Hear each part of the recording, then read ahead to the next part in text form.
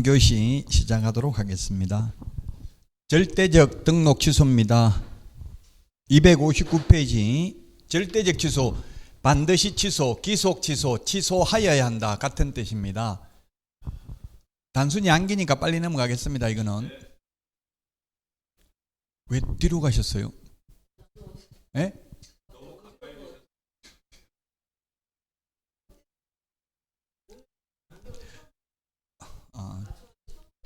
제가 재수없어 그런 건 아니죠. 갑자기 뒤로 가셨어. 예, 그거 노안 안경 이런 거 하면 좀 어지러워요. 그런 거는 하면 그 뭐지 다초점 하니까 어지럽더라고. 저도 강의하다 어느 날 갑자기 보니까 이 책이 안 보이더라고. 안경을 끼는데 그 보니까 노안이 와서 그렇더라고. 그래서 이제 다초점 하면 괜찮아요. 사망, 해산, 부정한 망보로 등록. 이게 3.3 나중에 알겠지만 3년 이하의 부정한 망보로 등록하면 3.3이 3년 이하의 전액이나 3천만 원 이하의 벌금이라는 뜻이고요. 포상금 지급 대상입니다. 그리고 결격 사유에 해당되면 반드시 등록을 취소해야 되고 단 2개월 이내 그 사유를 해소하면 등록 취소 대상은 아닙니다. 자, 그 다음에 이중 등록, 이중 소속하면 등록을 취소해야 되고 양다리 걸치면 상도위에 어긋나는 거잖아요. 그 다음에 양도대여, 자격증 등록증 양도대여 하면 등록을 취소해야 되고 업무 정지기간 중에 업무에도 등록 취소해야 되고요. 이 법 위반으로 최근 1년 이내에 2회 이상 업무정지 처분을 받고 또다시 업무정지에 해당된 경우에도 등록을 취소하여야 합니다. 그 다음에 개공 플러스 소공을 합한 숫자의 5배수를 초과하여 중개보조원을 고용한 경우에도 등록을 취소하여야 합니다. 등록 취소되면 7일 이내 반납해야 된다고 했고요. 반납 3가지입니다. 취소 3개. 등록 취소, 자격 취소, 매수 신청 대리인 등록 취소 모두 7일 이내 반납. 취소 3개, 7일 이내 반납. 청문도 취소 3개 청문합니다. 자격 취소, 등록 취소, 지정 취소 3개는 청문을 합니다. 그 다음에 사망의 경우에는 등록증 반납 규정이 없고요. 법인이 해산해서 등록 취소되면 대표자 이 어떤 자가 7일 이내에 등록증을 반납해야 됩니다. 262페이지 임의적 등록 취소, 상대적 등록 취소. 262페이지 메뉴에 재량적 취소 이렇게 되어 있잖아요. 임의적, 상대적, 재량적 취소할 수 있다 같은 말입니다. 저는 임의적이라고 했습니다. 할 수도 있고 안 할 수도 있다. 이중사무소, 이중계약서, 법인의 겸업제한 위반, 임시중개시설물 뜻다방을 설치한 경우, 손해배상을 보장하기 위한 보정 설정을 하지 아니한 경우, 전속중개계약 시 7일 이내에 정보 공개하지 않는 경우, 금지행위, 최근 1년 이내에 3회 이상 업무정지 또는 과태료 처분을 받고 또다시 업무정지 또는 과태료에 해당하는 위반 행위를 한 경우, 그 다음에 최근 9번에 2년 이내에 독점규제 및 공정거래법 위반으로 시정조치나 과징금을 2번 이상 받은 경우,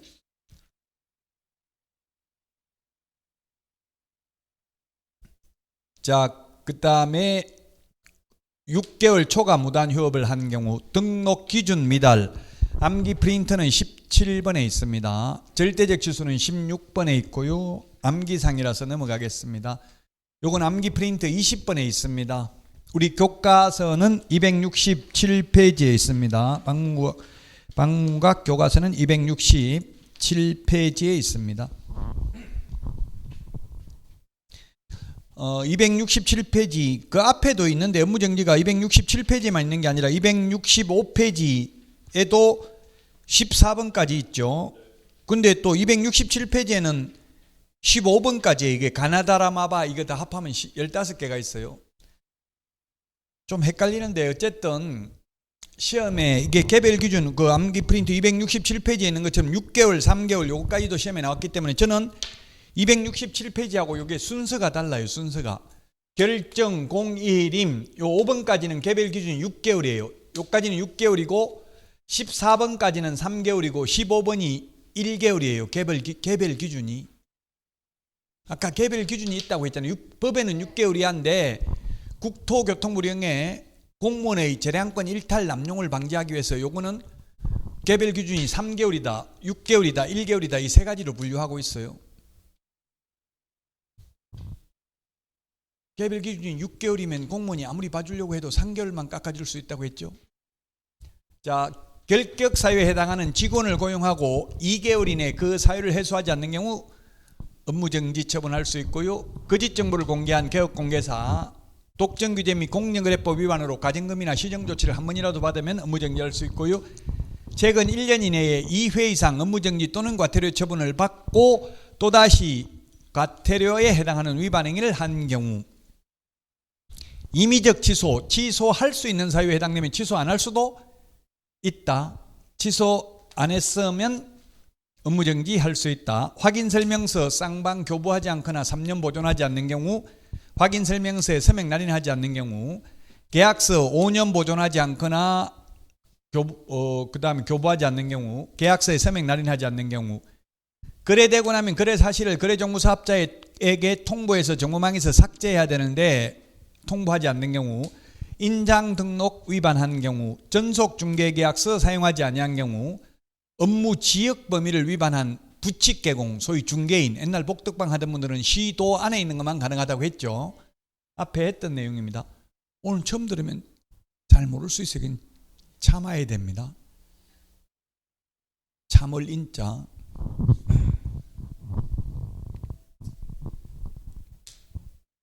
참을 인자가 마음심자하고 칼도자 세 번 참으면 살인도 면한다. 그 한자에다 뜻이 나와 있어요. 그 참아야 돼. 모르는 거 있어도, 근데 모르는 거 있는 걸 참는 거는 쉬운데 나중에 가장 힘든 게 다 아는데 모르는 척하고 듣는 게 진짜 힘들어요. 알면 자랑시키고 싶고 그걸 모르는 척하고 어머나 하면서 처음 듣는 것처럼 이렇게 듣는 게 그게 중요해요. 그걸 극복해야 돼요. 지금은 몰라서 힘들지만 나중에 아는 거 참는 게 더 힘들다고요. 그러니까 다 알았다 생각해도 더 이상 할 거 없다, 하산한다 이런 생각해도 끝까지 참고 시험 볼 때까지 수업 듣는 게 중요해요. 그것만 하면 합격 다 해요. 근데 대부분 80% 이상이 좀 교만해진다고 뭐 모의고사 점수 좀 잘 나오고 이러면 더 이상 배울 거 없다 해가 하산해가지고 오면 다 까먹어버린다고. 안 하면 다 잊어먹어버리거든. 중간에 안 해도 계속 기억에 남아있는 게 아니라 망각의 작용이 있기 때문에 지금 행복하게 살 수 있는 거죠. 저도 첫사랑이 가끔 생각나는데 잊을 수 없다면 살 수 없겠죠. 망각의 작용이 있기 때문에 살 수 있어요. 지금 첫사랑이 그냥 소문에 그 중국 가서 살고 있다 이야기만 들었어요.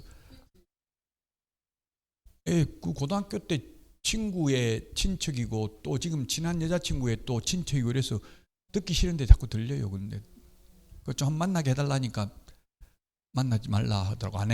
못 만나게 해주더라고요. 만나게 해달라니까. 만나면 실망해. 그냥 가슴속에 간직하는 게 좋아요.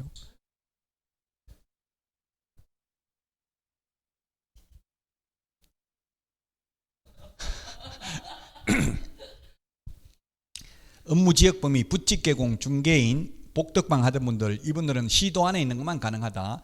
감독상 명령을 위반한 개업공개사 업무정지고요. 그 밖에 기타 등등 그 밖에 이 법 또는 이 법에 의한 명령 위반 1개월입니다.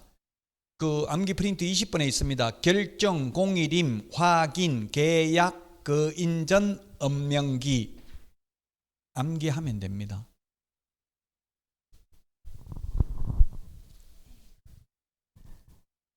자, 행정처분 사후 절차 비교 정리입니다. 교과서에는 없어서 제가 그냥 표지는 안 적었습니다.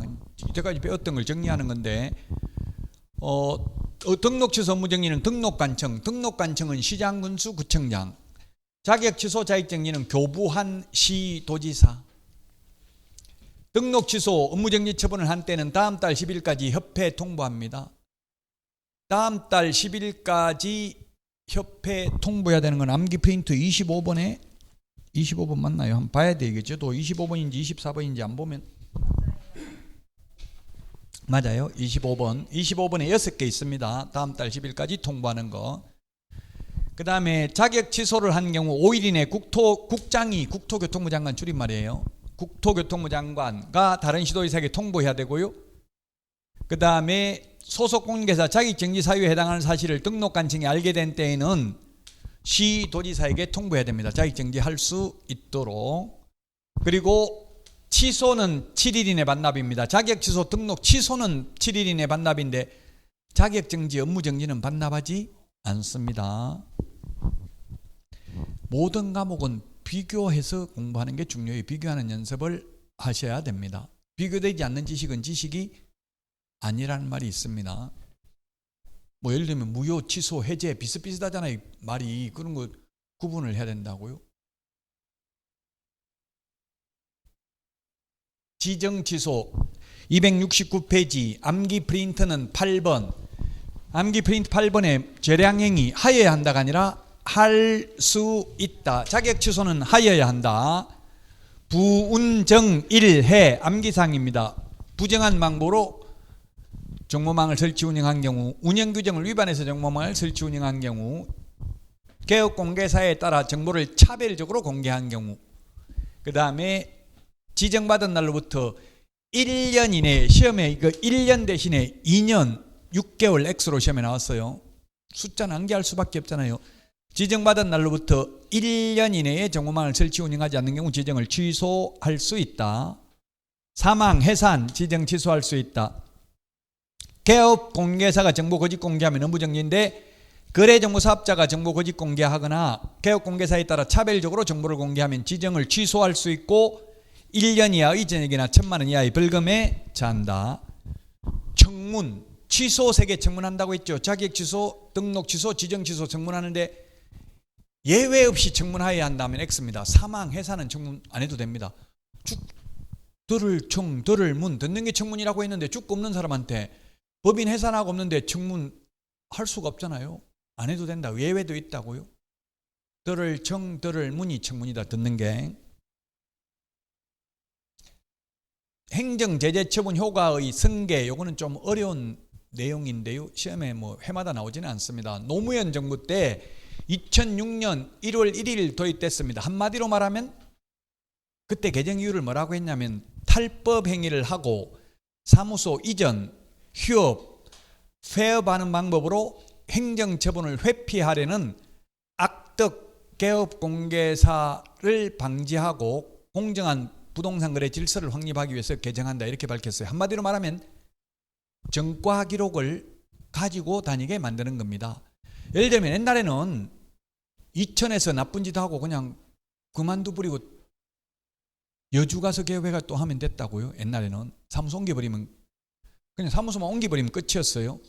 근데 지금은 정가 기록을 가지고 다니게 한다. 한마디로 말하면. 그래서 재등록 개업공개사에게 폐업 신고 전의 개업공개사 지위를 승계합니다. 등록 취소되려고 하니까 절대적 취소 사유에 해당되니까 그냥 폐업을 해버렸다고요. 옛날에는 등록 취소한다면 나 폐업할 건데 해가지고 폐업해버리고 이천에서 폐업해버리고 내일 여주에 가서 등록해가지고 또 중개업을 하면 됐다고 옛날에는. 그런데 예를 들어서 지금 폐업을 1년 했다가 다시 재등록을 했다면 폐업 신고 전에 절대적 취소 사유에 해당됐잖아요. 폐업 신고 전에 개업공개사 지위를 승계하니까 1년 후에 다시 개업하면 다시 또 등록을 취소한다고요. 등록 취소되면 몇 년 지나야 결격사에서 벗어난다 했어요? 예, 암기 프린트 46번에 1, 2, 3, 4에 있는데 3년 지나야 다시 등록할 수 있거든요. 한번 등록 취소되면. 그런데 이런 경우는 이제 공정한 사회를 만들기 위해서 합리적으로 바꿨어요. 이런 경우는 이미 1년을 폐업을 했기 때문에 1년 동안 제값을 치르자는 못했잖아 일을. 그럼 3년인데 3년에서 폐업 기간만큼은 빼준다고요. 그러면 2년만 지나면 돼요. 2년 지나면 되는데 1년 폐업했잖아요. 결국 잔머리 굴려도 소용없다. 처음에 바로 등록 취소됐다 하더라도 3년만 지나면 개업할 수 있는데 잔머리 굴려가지고 1년간 폐업했다가 모를 줄 알고 다시 등록하면 또 등록이 취소돼서 폐업 신고 전에 개업공개사 지위를 승계하니까 2년 더 지나야 되니까 결국은 똑같다고 처음에 등록 취소되는 거나 잔머리 굴리지 말라는 이야기예요. 자, 그 다음에 폐업 신고 전의 업무정지 가태료 처분의 효과는 그 처분일로부터 1년간 재등록한 개업공개사에게 승계된다. 이것도 말이 어려운데요. 이제 극단적으로 예를 들어서 1월 1일 날 업무정지 처분을 받고 2월 1일 날 또 업무정지 처분을 받고 폐업을 했습니다. 폐업을 했다가 가령 6월 1일 날 다시 재등록을 했습니다. 그래서 9월 1일 날 업무정지에 해당되는 위반 행위를 했습니다. 그러면 여기에 폐업했다고 이 기간 동안. 그러면 옛날에는 이런 규정이 없을 때 행정 제재처분 효과의 승계 규정이 없을 때는 재등록을 하면 새 출발을 한다고. 과거 기록 다 없어지고 과거 처벌 기록 다 없어지고 새 출발을 했다고 옛날에는. 그래서 그냥 9월 1일 날 업무정지에 해당되는 위반 행위했으면 업무정지 당하면 된다고. 그걸로 끝이에요. 그러나 지금은 이런 업무정지 가태료 처분의 효과는 그 처분일로부터 1년간 재등록한 개업공개사에게 승계된다. 처분일로부터 1년간 재등록한 개업공개사에게 승계되는데 아직 1년이 안 지났잖아요. 승계된다. 그래서 잔머리 굴려도 소용없다. 행정처분 안 당하려고 폐업해도 소용이 없다고요. 아직 1년이 안 지났기 때문에 결국 중간에 폐업을 했어도 최근 1년 이내에 2회 이상 업무정지 처분을 받고 또다시 업무정지에 해당되는 위반 행위를 한 것으로 봐서 등록을 취소해야 된다. 이 뜻입니다.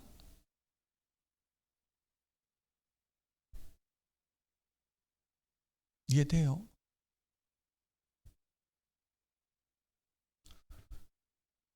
그냥 폐업 안 했다고 생각하면 돼. 폐업 안 했다고. 1년 여기 지금 업무정지 가태료 처분 효과는 처분일로부터 1년간 재등록한 개업공개사에게 승계된다. 정가기록이 승계된다는 이야기예요.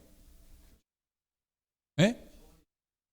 이 처분이 1월 1일 날 업무정지 처분됐잖아요. 2월 1일 날 업무정지 처분됐고 이 처분일로부터 아직 1년이 안 지났잖아요. 넘어갑시다. 이거 지금 해봐도 시험 볼 때까지 가는 것도 아니고 일단 문제 풀면서 다시 한번 생각해보고 이래야지. 예, 이제 1년 넘었으면 상관없어. 왜 그럼 1년이라고 했냐 하면은 그 뭐 이유는 설명 안 했지만 그냥 암기를 해야 되지만 1년인 이유는 아까 전부 다 최근 1년 이내에 2회 이상 업무정지 처분을 받고 이렇게 돼 있었잖아요. 나쁜 짓을 계속 집중적으로 많이 하면 업무정지 계속 당한 사람은 이제 등록 취소해야 된다는 이야기예요. 그걸 피하려고 중간에 폐업을 해가지고 약간 쉬었다가 다시 해도 그 증가 기록이 다 누적되기 때문에 결국 폐업 안 한 거나 똑같단 말이에요. 한마디로 말하면. 근데 1년 넘어버렸으면 승계 안 되겠죠. 이거 내년 6월에 등록을 했으면 승계 안 되겠죠. 이미 1년 넘게 업무를 못 했잖아요.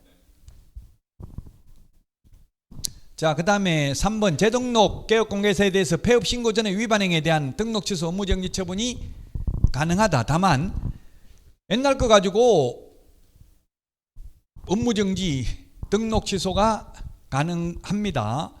근데 만약 폐업 기간이 3년을 초과했으면 등록 취소 안 한다고. 폐업 기간이 3년 초과했으면. 왜 그렇겠어요?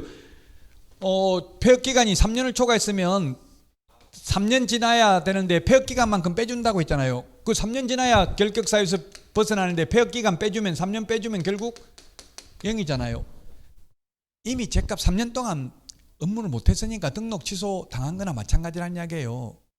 그 폐업 기간이 3년 넘었으면 옛날 거 가지고 폐업하기 전에 거 가지고 등록 취소 못한다고. 이미 제값을 치렀다고 보고. 그러면 그럼 논리적으로 보면 요게 이제 좀 논리적으로 보면 안 맞을 수 있어요. 폐업 기간이 1년을 초과한 경우 폐업 신고 전에 위반 행위로 인한 업무정지 못 한다고요. 이 앞에 논리대로 본다면 이게 1년이 아니고 얼마인 게 적정해요? 6개월로 보는 게 적정하잖아요. 왜냐하면 업무정지는 최대 6개월이라고. 그럼 6개월 동안 폐업했으면 업무 못 했잖아요. 논리적으로 보면 6개월만 지나면 옛날 거 가지고 폐업 신고 전에 위반 행위로 인한 업무정지를 하면 안 된다고. 논리적으로는. 그런데 이게 법에 1년이라고 만들었어요. 법 만든 사람들이. 업무정지 1년 안 당하려고 1년 넘게 폐업했으면 다시 등록하더라도 옛날 거 가지고 업무정지 하지는 않는다는 이야기예요. 노무현 정부 때 생겼습니다. 노무현 정부 때고 지금 저는 역대 정부들을 다 보면 전부 다 하는 이야기가 공정한 사회를 만든다고 다 이야기했어요. 그럼 결국 공정한 사회가 가능해요? 불가능해요? 불가능한 거예요. 그냥 이상으로만 존재할 뿐이라고. 기회만 공정하면 되는 거지 모든 게 다 똑같이 나눠 먹으려면 그건 공산주의잖아요. 가치 생산해서 똑같이 나누면 공산주의라고. 그래서 기회가 공정하면 되는 거지 그 결과까지도 똑같이 나눌 수는 없는 거예요. 일 열심히 한 사람 더 줄 수밖에 없잖아요. 그 기회가 공정해야 된다는 뜻이에요. 공정한 사회를 만든다는 건 거의 불가능해요. 아마 다음 정권이 생겨도 이제 공정한 사회 만든다고 또 할 거예요.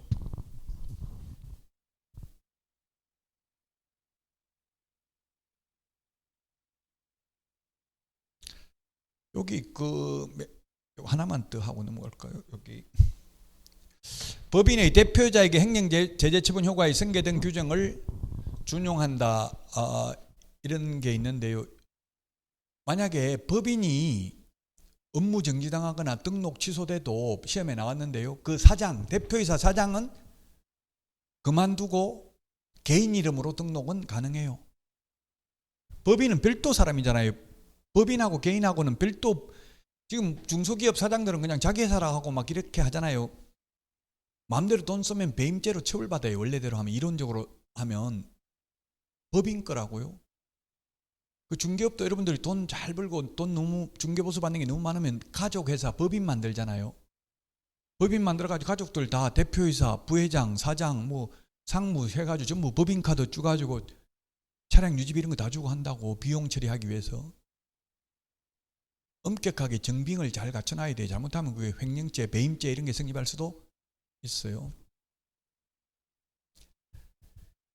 자, 다음은 행정벌입니다. 아까 조금 전에 했던 행정처분, 등록취소, 업무정지, 자격취소, 자격정지, 지정취소는 행정처분, 즉 행정관청에서 하는 행정행위인데, 이 행정벌이라는 것은 사법부 판사가 하는 거예요. 판사가. 이 행정처분 조금 전에 했잖아요. 이게 4가지. 요게 암기 프린트 18번, 19번, 16번, 20번, 8번에 있습니다. 암기 프린트에. 번호는 시험에 안 나와요. 뭐 8번인지 9번인지. 근데 전 자꾸 찾아보다 보니까 이제 번호까지 기억이 나서 미칠 것 같아. 자꾸 찾아봐야 된다고 알아도. 이게 3년에 3천만 원, 요거는 21번, 요거는 22번, 23번, 26번 암기 프린트에 나 있어요. 암기사항이라고요, 단순히. 자, 교과서는 273에 있고요. 암기 프린트는 21번에 있습니다. 무부관직상투 시공시 3년 이하의 징역. 공인중개사법에서 가장 무거운 벌칙입니다. 공인중개사법 위반해가지고 징역 4년 사는 건 없어요. 최대 3년입니다. 너무 이게 시험은 우리가 이렇게 암기하지만 현실적으로 판례를 보면 공인중개사법 위반으로 징역형을 선고받은 사례가 없습니다. 개업공개사님들도 구속은 많이 됐어요. 구속됐지만 공인중개사법 위반으로 구속된 게 아니라 사기죄, 횡령, 배임 이런 거 다른 거라고. 예를 들면 세입자 돈, 세입자한테는 전세라고 받아가지고 주인한테는 월세라고 돌려막기 했다가 빼먹으면 그런 건 사기죄예요. 공인중개사법 위반이 아니고. 공인중개사법 위반으로 징역 가는 건 없어. 현실적으로. 우리는 현실적인 게 아니라 시험에 나오는 거니까 3년 이하의 징역 또는 또는이잖아. 또는 미시 아니고 또는. 징역 또는 벌금이지 징역도 때리고 벌금도 내고 이런 거는 없다고요. 둘 중에 하나예요. 근데 보통 이런 재산 범죄인 경우는 벌금을 많이 때려요. 징역은 거의 없고요. 현실적으로. 무등록 중개업자 자격증도 안 따고 그냥 간판 달고 중개업하면 3년에 3천만 원. 부정한 방법으로 등록한 경우. 이 부정한 방법이 어떤 방법인지 시험에 나온 적 없고, 예를 들면 민법에는 반사회 질서적 행위, 민법 103조에 해당되는 게 판례가 엄청나게 많잖아요. 시험에 나올 수 있습니다. 어떤 게 이 반사회 질서적 행위인지. 그러나 우리 시험에서는 부정한 방법이 뭔지 고민하지 말라고, 자꾸 생각하지도 말라고, 판례도 없고 시험에 나온 적도 없어요. 뭔가 생길지 모르기 때문에 이렇게 포괄적인 규정을 넣어놓은 거예요. 그 다음에 분양 관련 증서 중개하거나 매매를 업으로 하는 경우입니다. 분양 관련 증서란 주택법에 나와 있습니다. 청약저축, 청약예금 통장, 주택상한사채, 철거민 증서, 딱지, 물딱지, 조개딱지 이를테면 이런 게 해당되는 거고요. 동호수가 특정된 아파트 분양권은 여기에 해당되지 않죠. 이천에 있는 거 분양권 중개해도 되잖아요. 그 다음에 이거 앞에 암기 프린트 11번 금지행에서 다 했어요. 의뢰인과 직접거래, 의뢰인 쌍방을 대리하는 행위, 이게 다 금지행에 있는 거잖아요. 미등기 전매 등 부동산 투기를 조장하는 행위, 그 다음에 개업공개사가 거짓으로 계약서를 작성하는 등 시세에 부당한 영향을 주는 행위를 한 개업공개사, 가격 높이려고 실제 거래하지도 않았는데 지금 2천에서 8억에 거래됐다 이렇게 부동산 거래 신고해 주는 경우, 단체 구성은 이외의자와 공동중개 제한, 왕따 시키는 거, 침묵회, 회원, 비회원 업소하고, 제가 옛날에 근무했던 중개사무소는 침묵 회칙에 비회원하고는 눈도 마주치면 안 된다 이런 회칙이 있었대요. 저는 본 적은 없는데.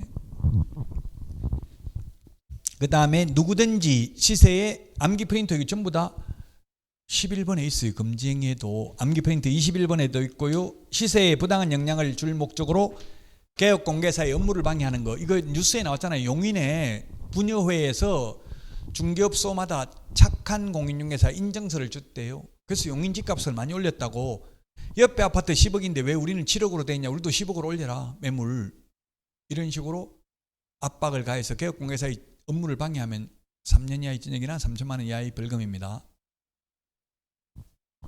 제가 볼 때는 용인이라고 수지 사는 사람 수지 산다고 하지 용인 산다 소리 절대 안 하더라고요.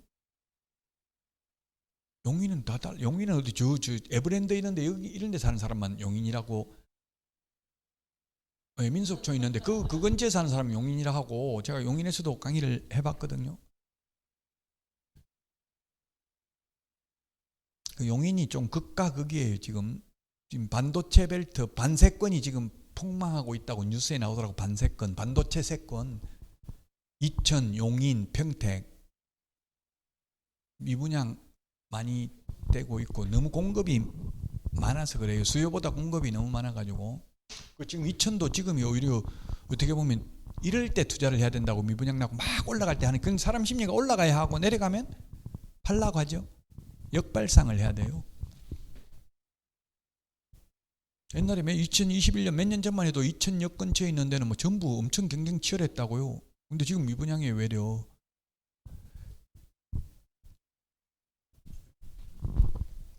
무부관직 쌍투 시공시, 암기하라고 대가리까지 다 동그라미까지 다 쳐놨어요.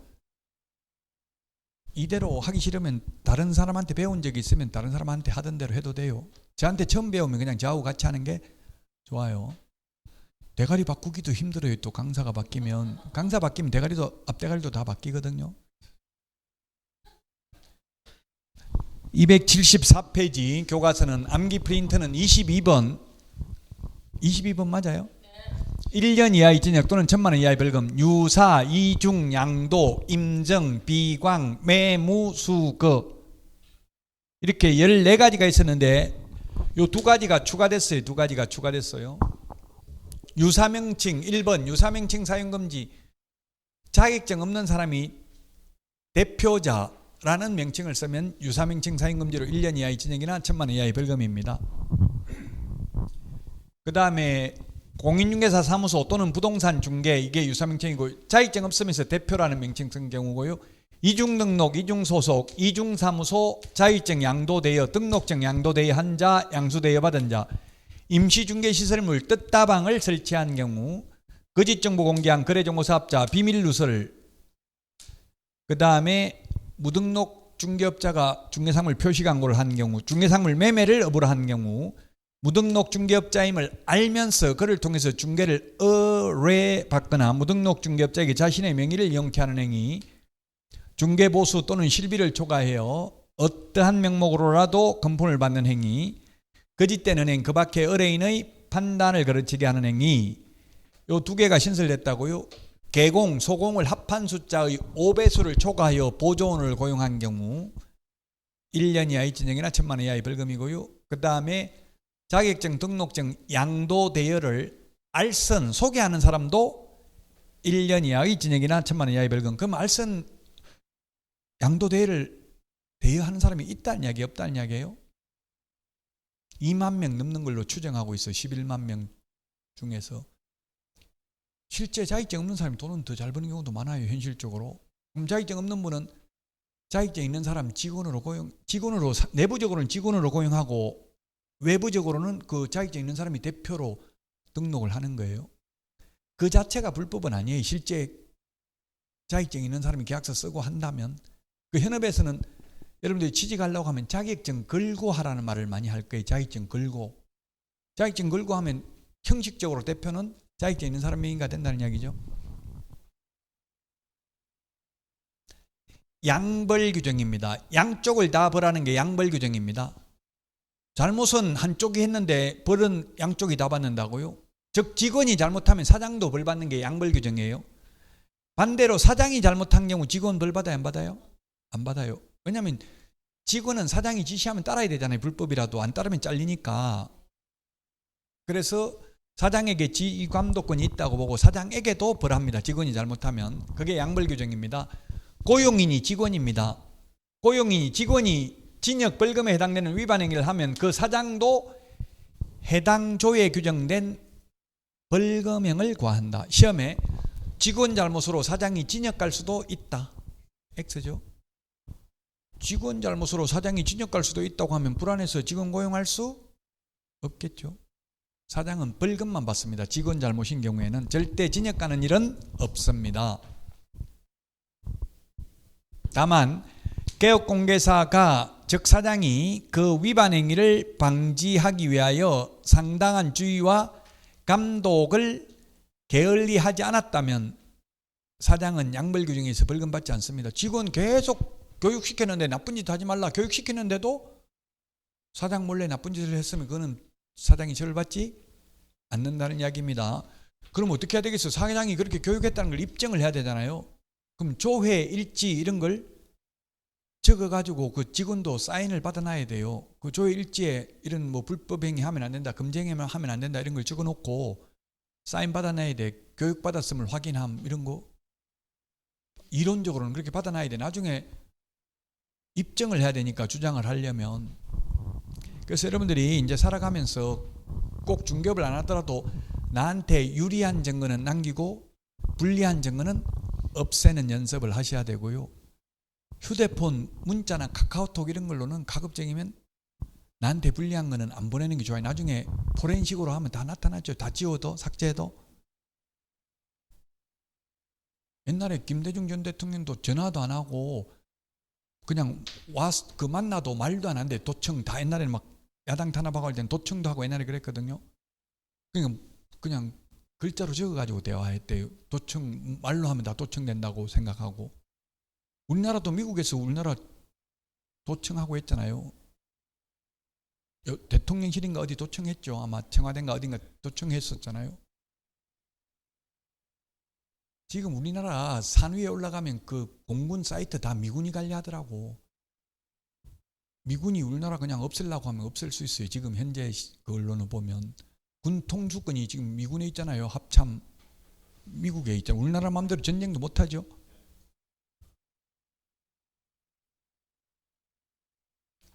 우크라이나도 뭐 트럼프가 뭐 막 욕하는 거 뭐 저는 뭐 거의 싸움하듯이 해버리니까 가서 다시 이제 뭐 싱글 수밖에 없는 게 현실이잖아요. 국제 관계에는 힘의 논리가 지배된다고요. 힘 없으면 당할 수밖에 없어요. 자, 양벌 규정으로 벌금 받아도 결격은 아니다. 즉 사장이 잘못한 게 아니고 직원 잘못해가지고 벌금 받으면 벌금 300만 이상 받으면 3년간 개업도 못하고 취직도 못하거든요. 직원 잘못으로 벌금 받아도 결격 사유에 해당되진 않는다. 만약 직원 잘못으로 결격 사유에 해당된다고 하면 직원이 사장 망하게 하려고 역선택을 할 수도 있잖아요. 3년 동안 개업 못하게 하려고. 그래서 직원 잘못으로 벌금 받아도 사장은 개업을 못하거나 취직을 못하는 것은 아니다. 과태료에 해당하는 위반 행위는 양벌 규정이 적용되지 않습니다. 행정 형벌만 양벌 규정이 적용됩니다. 질서벌입니다. 행정 질서벌. 과태료를 질서벌이라고 합니다. 쉽게 말하면 행정 형벌을 받으면 전과자라는 표현을 씁니다. 우리는 일반적으로 징역 벌금 받으면 전과자예요. 근데 도로교통법 위반해가지고 과태료 한 번 안 내본 사람은 거의 없잖아요. 주차 위반해가지고 저도 과태료 많이 냈거든요. 그래도 저보고 그 전과자야 이런 말은 안 하잖아요. 주차 위반 한번 했다고. 과태료는 전과자는 아닙니다. 자, 500만 원 이하의 과태료 암기 프린트 23번에 있습니까? 확부모, 추, 개운, 해공, 명령, 교 이렇게 12가지가 있는데요. 확인, 설명, 근거 자료 제시하지 않는 경우 부당한 표시 광고, 그 다음에 부당한 표시 광고, 허위 매물, 미끼 매물, 낚시 매물 올리는 경우, 가짜 매물 올리는 경우, 그 다음에 모니터링 자료 제출을 거부한 정보통신 서비스 제공자, 그 다음에 모니터링 결과 추가 정보 게재 요청을 거부한 정보통신 서비스 제공자. 정보통신 서비스 제공자라고 하면 네이버 부동산, 다음 부동산, 뭐 예를 들면 뭐 호갱노노 이를테면 이런 거가 정보통신 서비스 제공자입니다. 직방 이런 거 있잖아요. 뭐 다방. 그 다음에 협회 공개 사업에 대해서 개선 명령을 할 수 있는데 협회는 무조건 500만 원 이하의 과태료라고 했죠. 운영 규정을 위반한 거래정보 사업자, 협회 임원에 대한 해임 징계 요구를 따르지 아니한 경우, 공개사업 운용 실적을 3개월 이내에 공시하지 않는 경우, 감독상 명령을 위반한 거래정보 사업자, 감독상 명령을 위반한 협회, 연수교육 안 받은 경우, 보조원이라는 사실을 고지하지 않는 경우. 처음에 법을 만들었을 때 개인에게는 100만 원 이하의 과태료를 부과했고요. 협회, 거래정보사업자, 정보통신 서비스 제공자 다 법인이잖아요. 법인한테는 좀 무거운 500만 원 이하의 과태료를 부과했었습니다. 처음에 법을 만들 때는. 그런데 지금 개인에게도 12번, 11번, 1번 요거는 개인이잖아요. 개인에게도 500만 원 이하의 과태료 요 3개가 있는데 요거는 최근에 신설된 내용입니다. 1번은 즉 확인 설명 근거 자료 제시하지 않는 거 이거는 2014년도에 도입됐고요. 그 다음에 연수교육도 2014년도 12번에 보조원 미고지는 작년에 도입된 거예요. 최근에 도입된 것만 개인에게도 요즘은 최근에는 개인에게도 거의 500만 원 이하의 과태료 부과해요. 최근에는. 왜냐하면 화폐 가치가 떨어졌기 때문에 이게 1985년도에 이 법이 1983년도에 12월 31일 날 시행됐거든요. 자익제도가 85년도에 생겼고요. 83년이면 벌써 이미 40년이 지났으니까 화폐 가치가 떨어져가지고 그때 100만 원하고 지금 100만 원하고는 차이가 많이 나잖아요. 그 최근에는 개인에게도 500만 원 이하의 과태료를 부과하고 있다고요. 이거 암기사항이니까 넘어가겠습니다. 이 정도만 하고. 모의고사 한번 보면 이런 게 시험에 나오면 스트레스 받을 수 있는데요. 아직 안 봤어요. 안 봤죠 모의고사. 내일 봐요. 내일. 충격은 받지 말라고. 점수 안 나오고 충격받고 포기하려면 안 보는 게 나아요. 지금 차라리 이번 주에 오신 분이 점수 더 잘 나와요. 한번 보세요. 지금 한 바퀴 돈 사람보다 처음 오면 한 30점, 처음 오면 한 3, 40점 나와요. 30점에서 40점 사이 나와요. 모르고 보면. 근데 한 바퀴 돌고 나서 보면 17.5점 나와요. 여러분들은 이제 한 달 듣고 한 바퀴 다 돌고 나서 보면. 그럼 충격적이죠. 이거 한번 배웠는데 오히려 더 안 나. 대충 알면 대충 다 틀리게 내요. 문제를. 확실하게 알든지 아예 모르든지 둘 중에 하나 하는 게 좋아요.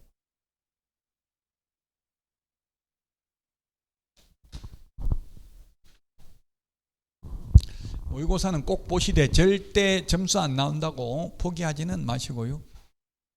연습은 하시긴 하셔야 돼요.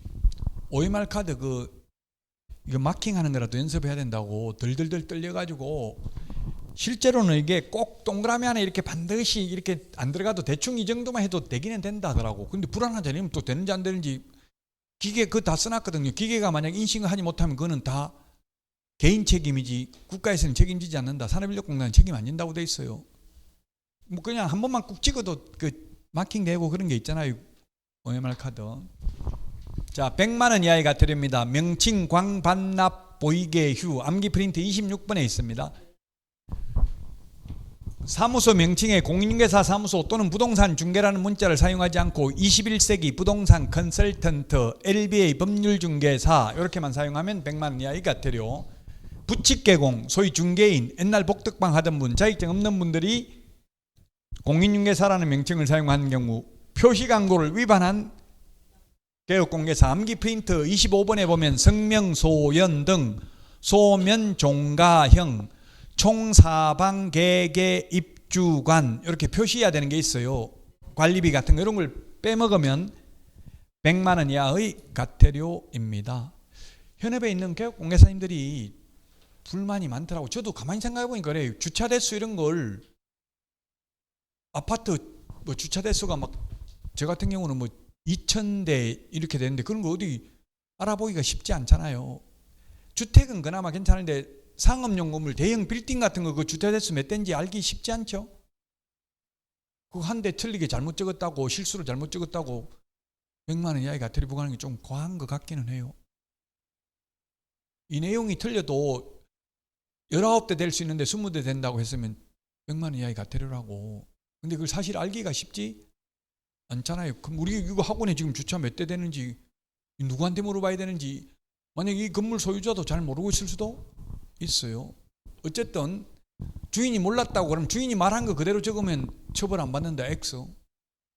개업공개사는 거의 신적인 존재가 돼야 돼요. 다 실체와 부합하는지 확인하고 해야 됩니다. 이론적으로는. 자, 그 다음에 등록증 7일 이내 미반 납한 경우, 자격증 7일 이내 미반 납한 경우 취소되고, 손해배상을 보장하기 위한 보증관계, 아까 공제 가입한다고 했잖아요. 공제증서 미교부, 사무소 이전 신고 옮기고 나면 10일 이내 이전 후 등록관청에 신고해야 되는데 100만 원 이하의 과태료 안 하면, 게시해야 되는 거 등수사보자, 등록증, 중개부 수열표, 사업자 등록증, 보정설정명령서류, 자격증 원본 게시해야 되는데 하지 않는 경우 100만 원 이하의 과태료. 3월 초과 무단휴업 100만 원 이하의 과태료. 명칭 광 반납할 때 1번부터 4번은 개별 기준 500만 원, 5, 6, 7, 8번은 30만 원, 맨 마지막에 휴업 위반은 20만 원입니다. 개별 기준이 무거운 거부터, 우리 책하고는 순서가 좀 달라요. 저는 무거운 거부터 했어요. 어차피 암기할 거. 자꾸 이렇게 강의를 하니까 이거 꼭 30만 원, 50만 원, 20만 원까지 다 알아야 됩니까? 시험에 나온 적은 있어요. 한 3번 정도 나왔어요. 그냥 암기하면 위에 있는 게 무거운 거라고. 맨 위에 있는 게 50, 30, 20.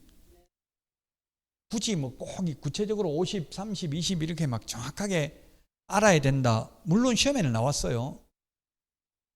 그렇게 자꾸 묻는 건 왜 물어요? 하기 싫으니까 자꾸 묻는 거죠. 그럼 뭐 하기 싫으면 하지 마세요. 제가 그렇게 김용옥 선생이, 제가 그 양반 강의하는 걸 보니까 어떻게 사는 게 행복한가? 꼴리는 대로 살아라 이렇게 했더라고. 답은 꼴리는 대로. 그게 나쁜 말이 아니더라고. 꼴리는 대로 하고 싶은 대로 하고 살아라는 얘기인지, 얼마나 여기 있는 분들 뭐 남은 인생이 뭐 100년이 되겠어요, 1000년이 되겠어요. 하고 싶은 거 하면서 사는 게 좋겠죠.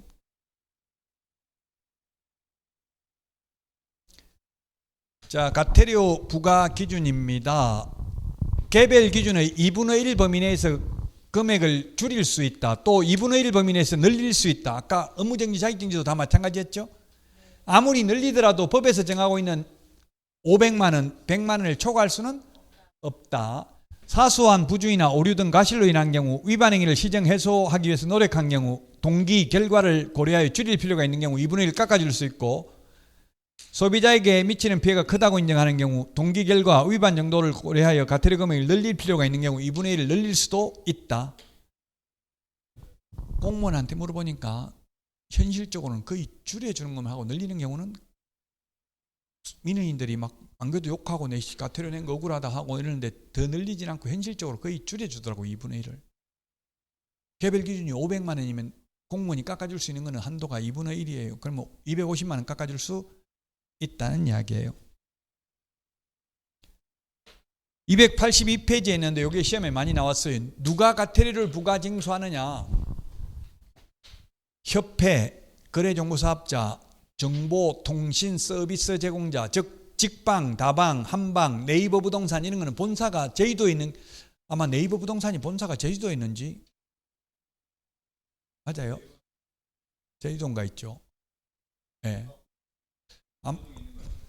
모르겠어요. 그래 어디 있는지 그게 뭐 시험에 나오진 않는데, 어쨌든 제주도에 있을 수도 있고 경기도에 있을 수도 있고 서울에 있을 수도 있으니까, 시도의사면 경기도의사면 경기도 안에 있는 것만 관할하잖아요. 제주도는 관할 못하겠죠. 그래서 협회 정보통신 서비스 제공자 거래정보사업자에 대한 과태료는 국토교통부 장관이 부과합니다. 그 다음에 원칙적으로 전부 등록관청이 다 부과합니다. 개업공개사에 대해서는. 다만 시도지사가 부과하는 것은 자격증 누가 줬어요? 시도지사가 줬죠. 그 자격증 반납 안 하면 시도지사가 과태료 부과합니다. 100만 원 이하의 과태료 7일 이내 반납 안 하면. 그 다음에 연수교육 누가 실시한다고 했어요? 시도지사가 실시하니까 연수교육 안 받으면 시도지사가 부과를 합니다. 부가징수권자 누군지 시험에 이거 많이 나왔어요. 10번 넘게 나왔다고. 많이 나왔다는 말은 누가 부가징수하는지. 근데 대충 보면 알 수 있죠. 다시 한번 보면 협회 정보통신 서비스 제공자 거래정보사업자는 전국적으로 분포되어 있을 수 있기 때문에 시도지사나 등록관청 하기는 어려워서 국토교통부 장관이, 그 다음에 자격증 반납하지 않는 경우, 연수교육 안 받는 경우는 시도지사, 그 외에는 전부 등록관청이 부가징수합니다. 자, 오늘 한 내용이 최대 8문제 나옵니다. 이거 오늘 행정처분 행정벌이 4문제, 중개보수 2문제 하면 6문제, 포상금 1문제, 협회 1문제 하면 8문제 출제될 수 있다고. 수수료는 해마다 나오는 건 아니고요. 중개보수 계산하는 거 1문제. 계산하는 게 주택의 경우에는 최대 매매는 0.7, 임대차는 0.6 범위 내에서 시도조례. 주택 외의 경우에는 매매든 임대차든 최대 0.9% 범위 내에서 받을 수 있습니다. 0.9% 국토교통부령이 정하고 있는 게 최대 0.9%고요. 아까 동일한 중개상물, 동일 당사자, 동일한 기회에 매매를 포함한 둘 이상의 거래가 이루어지는 경우 매매에 대한 거래 금액만을 적용한다. 교환인 경우 거래 금액이 큰 걸 기준으로 한다. 분양권인 경우는 분양가를 기준으로 하는 게 아니라 실제 주고받는 돈, 계약금, 중도금 들어갔으면 들어간 데다가 프리미엄까지만 합산을 한다. 월세가 있는 경우 보증금 더하기 월세 곱하기 100을 한 금액이 5천만 원 미만이 나오면 곱하기 100을 하는 게 아니라 70을 한다는 것. 중개보수는 거래 당사자 쌍방으로부터 각각 받을 수 있습니다. 수수료는 암기 프린트 52번에 19개에 적어놨고요. 포상금은 암기 프린터 28번에 있습니다. 암기 프린터 28번에 보면 있습니다. 무부양, 광시, 공시, 포상금 지급 대상이 있고요. 자, 그 다음에 협회는 개업공개사가 설립할 수도 있고 안 할 수도 있고 가입할 수도 있고 안 할 수도 있다. 협회 설립하려면 창립총회 의결을 거쳐야 되는데 발기인은 300명 이상, 창립총회 참석인은 600명 이상, 서울특별시에서 100명 이상, 광역시 및도에서 20명 이상이 참석해야 된다. 설립 인가받아서 등기함으로써 성립합니다. 자, 그 다음에 행정처분은 자격취소, 자격정지, 등록취소, 업무정지, 지정취소가 행정처분 사유고요. 다 암기해야 되고, 행정형벌은 3년 이하의 징역이나 3천만 원 이하의 벌금, 1년 이하의 징역이나 1,000만 원 이하의 벌금, 질서벌은 500만 원 이하의 과태료, 100만 원 이하의 과태료가 있습니다. 다음 주까지가 시험에 많이 나옵니다. 다음 주까지, 다음 주 이것도 최하 5문제에서 8문제 최대 출제됩니다. 부동산 거래 신고 등에 관한 법률이고요. 부동산 거래 신고 등에 관한 법률에 부동산 거래 신고제, 외국인 부동산 취득 특례, 특례가 뭐예요? 보금자리 특례론, 뭐 보금자리 특례 대출 이런 말 하죠. 특례, 보금자리 신생아 특례 대출 이런 말 뉴스에 나오잖아요. 그럼 신생아가 있는 부모한테는 특례 대출을 더 많이 해준다, 적게 해준다? 특별히 예외를 둔다는 이야기예요. 일반 사람들에 비해서. 그 특례라는 게 특별히 예외죠. 여기서 외국인 특례, 외국인이 특별히 우리나라 사람하고 예외를 둔다는 말은 더 규제를 완화하겠다는 이야기, 강화하겠다는 뜻이에요. 강화해요. 외국인들은 강화합니다. 우리나라 사람은 마음대로 취득할 수 있지만 외국인의 경우 허가받아야 되는 경우도 있어요. 예를 들면 울릉도, 독도, 제주도, 일본 사람이, 중국 사람이 다 사가면 안 되잖아요. 그래서 우리나라 사람은 살 수 있지만 외국인은 허가받아야 되는 경우가 있습니다. 물론 제가 독도를 극단적인 예를 든 거고 독도는 국가 땅이니까 사고 팔 수는 없습니다. 토지거래 허가제 지금 오세훈 서울시장 허가제 풀었다가 지금 더 많이 묶었어요. 오히려. 그래서 토지거래 허가제에서 2문제 정도 출제되고요. 1문제 부동산거래 신고제도 주택임대차 신고제도 해서 3문제 정도 4문제 6문제 정도 평균 6문제 이상은 출제됩니다. 최대 8문제까지 출제될 수 있습니다. 자, 오늘 문제 쉬었다가 바로 하도록 하겠습니다.